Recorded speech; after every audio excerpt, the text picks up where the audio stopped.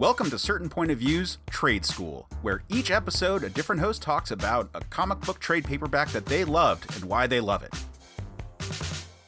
Hey everyone, I'm Case Aiken, and yes, I'm back here for another trade school. In this case, I want to talk about a trade paperback where the edition kind of matters, although I would say it's still worth picking up even if you're not getting the first edition. Because today I want to talk about Squadron Supreme, which is a comic book that was initially published in 1985 and 1986, and then was collected for the first time in 1997. Now, the reason why it was collected in 1997 is slightly tragic, but kind of an interesting detail, and that is that the writer had passed away. Mark Gruenwald, who was an editor and writer at Marvel Comics, was a beloved figure in the industry, although he does have a couple of controversial takes on downplaying characters like Monica Rambeau that people are not huge fans of in retrospect, but was supposed to be just like the nicest guy, and passed away rather suddenly, despite being in incredible physical shape as a regular runner. And it was a very sad moment in the comics industry. And so it was decided to celebrate his life by taking what was a really influential work that he had done that hadn't been republished, and so had sort of lost some of its cachet, and published that. And then, following the terms of his will, they cremated his body and put the ashes in the ink for the comic book. So I have the first edition printing of the Squadron Supreme trade paperback, and that means that I have a little piece of a dead man in my hands when I'm holding the comic book. And that's just kind of an interesting detail about it. Now, is that why it's worth reading? No. I also own the omnibus that they put out, which includes the Squadron Supreme Maxi-Series that the trade paperback collects, as well as the follow-up Death of a Universe story that came out in the wake of it to sort of be a critique of Crisis on Infinite Earths style huge cosmic event type comic books. And it is worth checking out. It's available on the Marvel app if you just want to read a good comic book story and you have access to it. Go check that out. It's worth checking out. But why is it worth reading? And that is because Squadron Supreme is a very early deconstructionist work. And by very early, I mean, it came out in the wake of Miracle Man, but before Watchmen. So it is a work that discusses the nature of DC superheroes by way of the lens of Marvel's parody of DC superheroes. The Squadron Supreme is a long-standing team that was created when Marvel and DC editors wanted to do a crossover between the JLA and the Avengers, but the powers that be were not allowing that to occur. And so simultaneously, both companies published a story where their big team encountered a version of a parody of the other team, and simultaneously had this crossover event.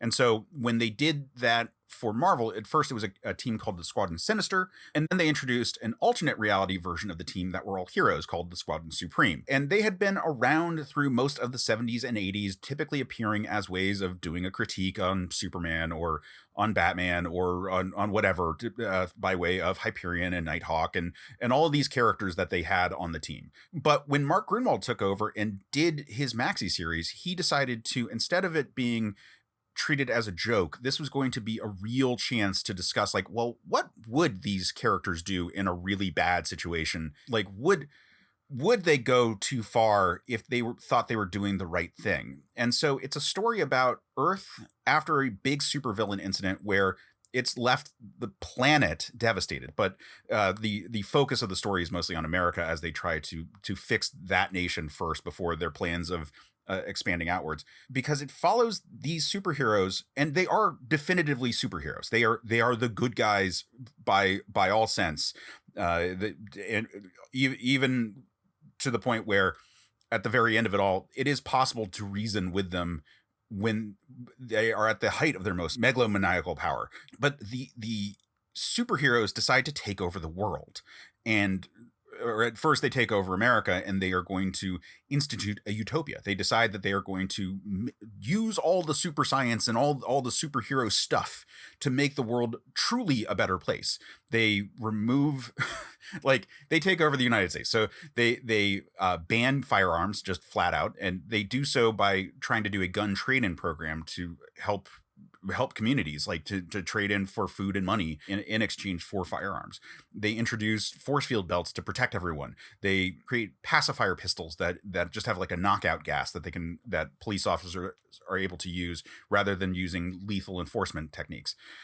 And then they start to push it. They introduce a behavioral modification system, which is supposed to be a non-invasive, safe system, a non-lethal alternative to the death penalty.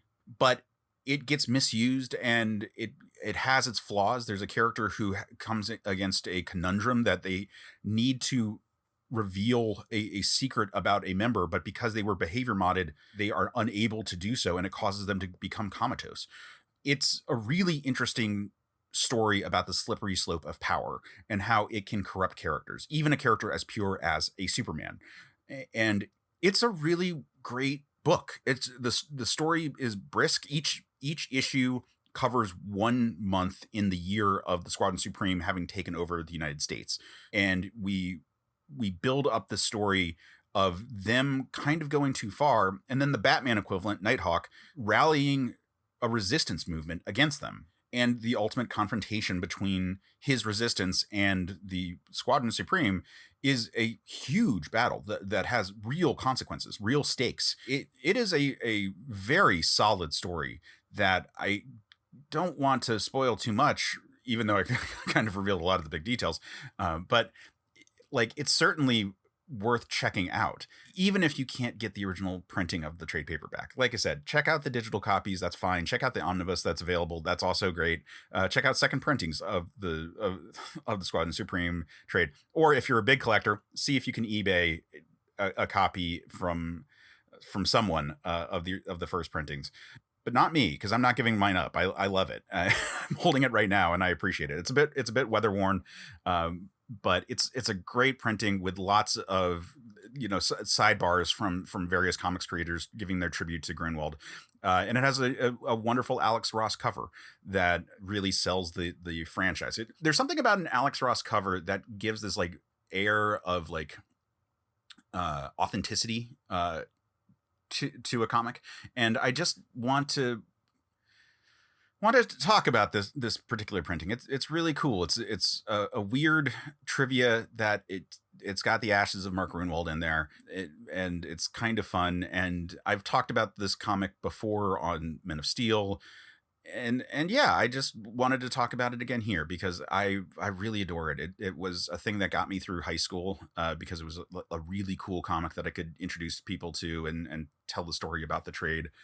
And I always come back to it with rose tinted glasses because it was such a cool cutting edge take on superhero stuff from the 80s. Like it's the art and the writing is definitely dated at this point, but it's still an important piece in the road that eventually led to the big epics that people know about, the Dark Knight Returns and Watchmen. Like it's a series that heavily influenced Kingdom Come in the 90s. Mark Waid cites that. It's a series that didn't get enough due at the time, and I'm really glad it has become a classic that people know about now. But if you haven't checked it out, you probably should. And like I said, it's available on the Marvel app. You can just read the Squadron Supreme Maxi-Series from the 80s, and that's that story. You also need to check out the Captain America tie-in issue that is included in the trade paperback, but it helps tell the story a lot. I forget exactly where it falls. I think it's like after issue 7 in the trade. There's this Captain America crossover where Nighthawk travels to the 616 Marvel universe. It explains how he starts his resistance movement, so it's worth checking out there. But yeah, like that's the Squadron Supreme, and so you should check that out, and then you should check out other stuff that I work on. So I am the host of 2 shows here on the Certain POV podcast network. That is Men of Steel, which is a Superman and Superman adjacent love letter show that I co-host with J. Mike Folson, and then Another Pass, which I co-host with Sam Alisea, and that is a movie analysis show where we talk about movies that we find fascinating but flawed and speculate how they could have been fixed at the time of production. But yeah, those can be found wherever you get your podcast. They're both part of the CPOV media video feed on YouTube. So if you're watching this here on YouTube, just move over to a different playlist and you'll be able to find those. And check that out. For as far as like personal plugs go, you can find me on the Bluesky at caseaiken.bsky.social. You can find me on Instagram at Quetzalcoatl5, because I may have alluded to this before. I was pretentious in high school, and I am holding on to my damn AIM screen name for dear life.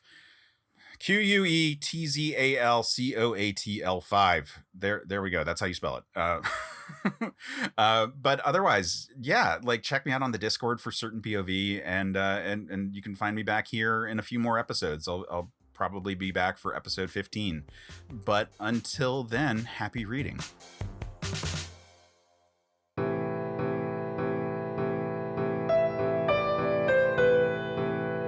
Are you tired of watching your beloved characters being tortured by careless authors? Are you sick of feeling like they could have swapped out all of the painful action and the plot would remain untouched?